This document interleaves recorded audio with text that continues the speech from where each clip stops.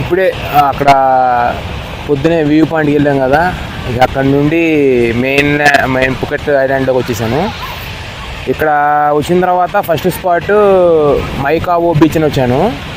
ఇదేంటంటే మైకావో beach entire Phuket ఐలాండ్లో ఎక్కువ సీషోర్ ఉన్న బీచ్, ఇక లార్జెస్ట్ బీచ్ అని చెప్పాలి. ఇక కెరవన్ బీచ్ అనుకున్నాం కానీ అబ్బాయిది కాదు, ఇది మైకావో బీచ్. దీనికి ఉన్న స్పెషాలిటీ ఏంటంటే, ఇప్పుడు వెనకమాల కనబడుతుందా, ఫుకెట్ ఇంటర్నేషనల్ ఎయిర్పోర్ట్ అని దూరంగా కనబడుతుంది. ఇక్కడ నుండే ఫ్లైట్స్ టేక్ ఆఫ్ అవుతాయి. ఇది క్లోజర్ వ్యూ చూడచ్చు అన్నమాట. సో అందుకని ఇక్కడికి దగ్గరికి వెళ్ళి అక్కడ బ్రిడ్జ్ లాగా ఉంది, ఆ బ్రిడ్జ్ మీదకి వెళ్ళకుండా ఇక్కడ ఇద్దరు సెక్యూరిటీ వాళ్ళని కూడా పెట్టారు. కానీ మనం ట్రై చేద్దాం, ఇక లోపలికి వెళ్దాం. లోపలికి వెళ్ళి అసలు ఆ బీచ్ ఇవి ఎలా ఉందో చూపిస్తాను మొత్తం మీకు. ఇదే ఇక నిన్నంతా ఫుకెట్ సెంటర్ నుండి సౌత్ మొత్తం కవర్ చేసి మళ్ళీ సెంటర్ అంతా కవర్ చేసాం కదా. ఫుకెట్ టౌన్, ఓల్డ్ టౌన్, మొన్న మార్కెట్ చూపించాను. ఇంకా వీలుంటే చూపిస్తాను. ఇక్కడ అంత గొప్పగా ఏం లేవు ఆర్కిటెక్చర్ బిల్డింగ్స్ కానీ ఇది కానీ, అది చూపించినాయి. ఇక ఇదే మైకావో బీచ్లోకి వచ్చాం. మళ్ళీ అక్కడ చాలామంది ఉన్నారు. ఇది ఇప్పుడే ఒక చార్టెడ్ ఫ్లైట్ ల్యాండ్ అయింది. అదిగోండి, అది ఎంకమాల కనబడుతుంది కదా, అదే వ్యూ పాయింట్. చాలామంది ఏంటంటే ఇప్పుడు ఒక air Asia flight take off అవడానికి రెడీగా ఉంది. సో అందరూ దాన్ని క్యాప్చర్ చేయడానికి చాలామంది అక్కడ వెయిట్ చేస్తున్నారు. సో మనం కూడా వెళ్దాం. అదిగోండి, ఒకటి వెళ్ళిపోతుంది, కనబడుతుందో లేదో కానీ సుమ్మని వెళ్ళిపోయింది. మనం ఒక 5 minutes ముందు వచ్చినట్టు దాన్ని చూసేవాళ్ళం మేము క్లోజర్ లుక్. బట్ కాకపోతే ఇక్కడ నుండి మీరు చూడండి, ఫుకెట్ ఇంటర్నేషనల్ ఎయిర్పోర్ట్ అని మీకు క్లియర్గా కనబడుతుంది. వస్తూ ఇంకా క్లోజర్ లుక్ చూపిస్తాను. అదిగో ఇదంతా ఎయిర్పోర్టు.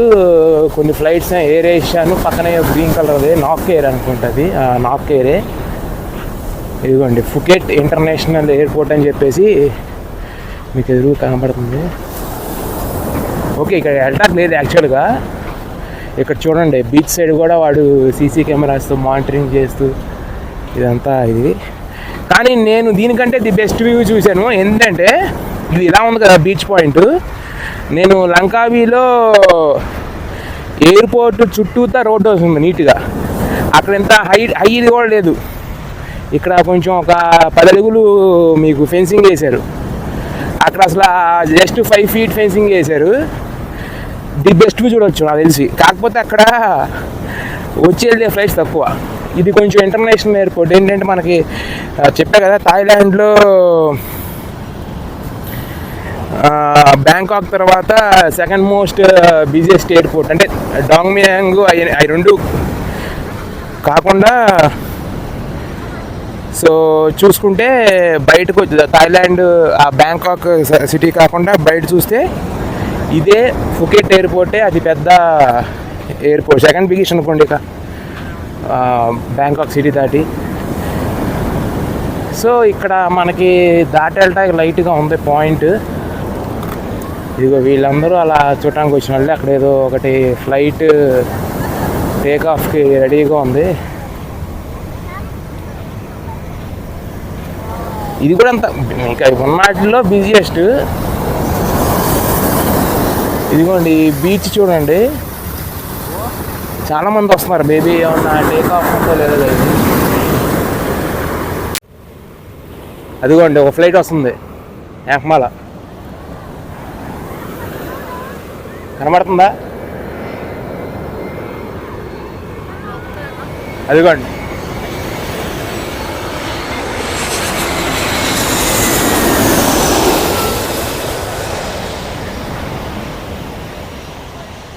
వావే రోడ్ది జస్ట్ ల్యాండ్ అయింది.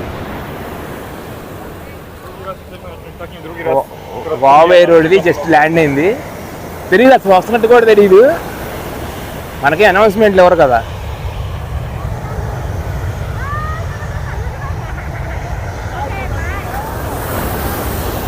ఇక్కడేమో చిన్నగా ఆ కాలువలో వాటర్ ఇలా వెళ్ళిపోయి ఇలా రావటానికి చిన్నగా ఇది పెట్టారు. ఇది కోసింది కొంచెం ఇది. అక్కడ కొంతమంది నాటుతారు కాబట్టి ఇది చాలా బాగుంది. ఒక 7-8 కిలోమీటర్లు ఉంటుంది కెరాన్ బీచ్. ఇన్ఫ్యాక్ట్ అక్కడ పెటాంగ్ బీచ్ కెరాన్ బీచ్ కంటే వాటర్ ఇంకా బాగుంది. ఇక్కడ టర్కాయిష్ ఫీల్డ్లో జనం తక్కువ మంది ఉన్నారు. ప్లస్ ఇదిగోండి మ్యాక్సిమం చాలామంది ఏంటంటే ఈ ఎయిర్పోర్ట్ యాంగ్మాల్ ఉన్న ఎయిర్పోర్ట్ కోసం వ్యూ కోసం వస్తున్నారు. ఆ flights take off landing out capture చేద్దామని చెప్పేసి. ఏమో ఒకటి ఫ్లైట్ అది కంపెనీ ఫ్రెంచ్ వాడు అనుకుంటా, రష్యాది. అది ఇక్కడ నుండి రష్యా కూడా ఫ్లైట్స్ ఉన్నట్టున్నాయి. అదిగో రష్యా వాడిది ఏదో ఫ్లైట్ పెట్టుంది. టేక్ ఆఫ్కి రెడీగా ఉందనుకుంటా. మీకు కనబడుతుంది యాంగ్మాల ఫుకెట్ ఇంటర్నేషనల్ ఎయిర్పోర్ట్ అని. ఇదే బీచ్. ఈ బారు అదంతా అక్కడ నుండి ఇదంతా మైకావో బీచే. యాక్చువల్గా ఏంటంటే దీనికి దగ్గర ఒక ఎంట్రీ పాయింట్ ఉంటే ఒక బీచ్ రిసార్టెడ్ దాన్ని కబ్జా చేసేసి ఇది మేము తీసుకున్నాము మీరు చుట్టూ తిరిగి వెళ్ళమని చెప్పాడు. చుట్టూ తిరిగి వెళ్తే అక్కడ ఒక పెట్టుంది board, vehicles not allowed, fine ఉంటుందని. కానీ ఏంటంటే చాలామంది తీసేసి మనకి రిక్షాలాగా పక్కన మోటార్ దగ్గర ఇచ్చి పుల్ చేస్తారు కదా, అదిగోండి.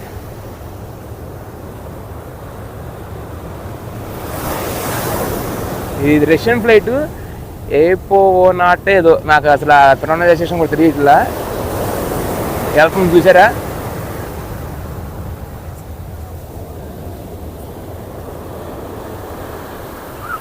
రష్యన్స్ కూడా చాలామంది వస్తున్నారు ఇక్కడికి. ఇవి క్లోజర్ లుక్, కానీ దీనికంటే బెస్ట్ వ్యూ చాలా ఎయిర్పోర్ట్ ఉండొచ్చు. బట్ మనం వచ్చాం కాబట్టి ఇదిగోండి అక్కడ చూడండి ఏదో ప్లేన్ వస్తున్నట్టు ఉంది. వాళ్ళందరూ అటేపు తిరిగి కూర్చున్నారు. కాకపోతే మనం ఇది క్యాప్చర్ చేద్దాం ఫస్ట్. చూడండి ఎలా వెళ్ళిపోతుందో స్పీడ్గా. చూసాం కానీ ఇది దగ్గరగా లుక్. చాలా తక్కువ ఎయిర్పోర్ట్లో మనకి అవకాశం ఉంటుంది. సో క్యాప్చర్ చేద్దామని.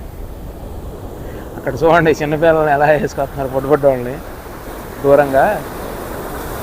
ఒక్కొక్కరికి 2-3 ఏళ్ళు ఉంటాయి, బిలో 5 years వాళ్ళందరూ. రష్యన్స్ బాగున్నారు. నిన్న ఆ పటాంగ్ బీచ్ ఏరియాలో చూస్తే అరబ్ వాళ్ళు ఎక్కువ ఉన్నారు. సో చాలా పెద్ద బీచ్. ఇది కనపడుతుందా ఇప్పుడు ఈ యాంగ్మాల్ మీరు కనుచూపు మేర మొత్తం, మీకు యాంగ్మాల్ ఆ కనుచూపు మేర మొత్తం కనపడేదంతా ఈ మైకావో బీచే. ఈ మైకావో బీచ్కి ఇప్పుడు ఇది ఇలా వచ్చాను, అది కూడా చూపిస్తాను ఊరినే ఫన్ కోసం. అది భలే వెరైటీగా ఉంది. దారి కూడా ఏంటంటే మామూలుగా నడిచే జాగింగ్ చేసే వాళ్ళకి వాకింగ్ చేసే వాళ్ళకి కడితే దాని మీద మన వాళ్ళు లాగేస్తున్నారు. ఒక బీచ్ రిసార్ట్లు ఉన్నాయి, కడుతున్నారు కొత్త. ఇది ఎయిర్ ఏషియా ఫ్లైట్ టేక్ ఆఫ్కి రెడీగా ఉంది. అనుకోండి బావు ఇప్పుడు వచ్చింది చూసారా, వెనకమాల వెళ్తుంది. వావ్ అని రాశాడు, దాని మీద వెనకమాల VHJet అని రాశాడు. మరి 2 కొలాబరేషన్ ఏమో, అయితే 2 ఒకటేనేమో, పేరెంట్ ఒకటి ఇలా సబ్సిడరీ ఒకటిలాగా. ఇదే ఇక ఫుకెట్ ఎయిర్పోర్టు, మైకావో బీచ్ బాగుంది. బీచ్ ఎక్కువ జనాలు లేకుండా ప్రశాంతంగా ఉంది. ఇది నార్త్ ఎయిర్పోర్టు, ఎక్స్ట్రీమ్ నార్త్ ఉంటుంది. ఇక ఏంటంటే మనం మెయిన్ థాయిలాండ్ నుండి ఫుకెట్ ఐలాండ్లోకి ఎంటర్ ఇచ్చినప్పుడు దగ్గరలోనే ఉంటుంది, ఒక జస్ట్ ఒక 15 కిలోమీటర్లు. సో ఓల్డ్ ఫుకెట్ టౌన్ నుండి ఫుకెట్ ఎంట్రన్స్ బ్రిడ్జ్ ఉంటుంది కదా, అది 45 కిలోమీటర్స్. అది చాలా ప్రశాంతంగా ఉంది. నార్త్ సైడ్ ఆఫ్ ఫుకెట్ అంతా ఆదరాబాదరా ఏం లేదు, చాలా ప్రశాంతంగా ఉంది. ట్రాఫిక్ లేదు ఫస్ట్ ఆఫ్ ఆల్. ఇది నిన్నంతా సౌత్ సైడ్ సెంటర్ అంతా అయిపోయింది కదా, చాలా స్పాట్లు చూపించాం. ఇది మైకావో బీచ్. ఇదే ఆ దారి చూస్తున్నారు కదా. ఇది యాక్చువల్గా మనకి మామూలుగా ఓన్లీ పెడెస్ట్రియన్, మామూలుగా వాకింగ్ చేసేవాళ్ళు కానీ వెళ్ళటానికి. దీన్ని అక్కడ ప్రైవేట్ బీచ్ రిసార్ట్ ఒకడు కబ్జా చేసేయడం వలన పబ్లిక్కి ఇలా ఫుట్పాత్ని ఇలా చేసేసి ఇలా చేశారు దాన్ని ఫైనల్గా. మధ్యలో ఒక బీచ్ రిసార్ట్ కూడా వస్తుంది, అది కూడా చూపిస్తాను. ఇదే ఒక బీచ్ రిసార్ట్ స్ప్లాష్ జంగిల్ అని, ఇది ఒక వాటర్ పార్క్. ఇది నా పక్కంది. సో ఇది మన ముందు ఒక వెహికల్ వస్తుంది.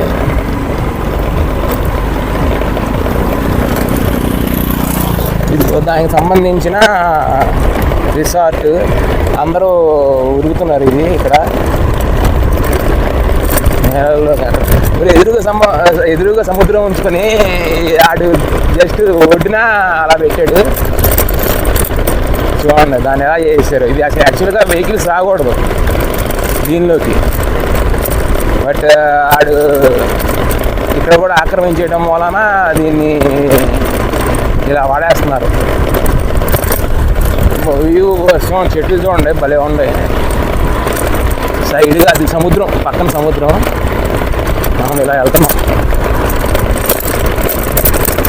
ఇదేంటంటే పార్కింగ్ ఎక్కడో దూరంగా పెట్టి అక్కడ నుండి మళ్ళీ ఇప్పుడు మీకు వెహికల్స్ వచ్చినాయి కదా ఎదురుగా, బండికి ఇలా ఆటోలాగా కట్టి ఎదురుగా వస్తుంది చూసారా, దానికి అలా పెట్టి లాగేస్తున్నారు. ఇది ఒక బిజినెస్.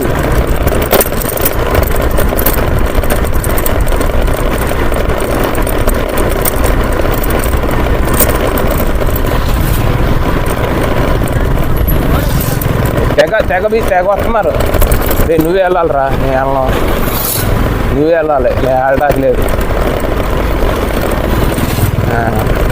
చూసారా అది అంతా చెట్లు మధ్యలో.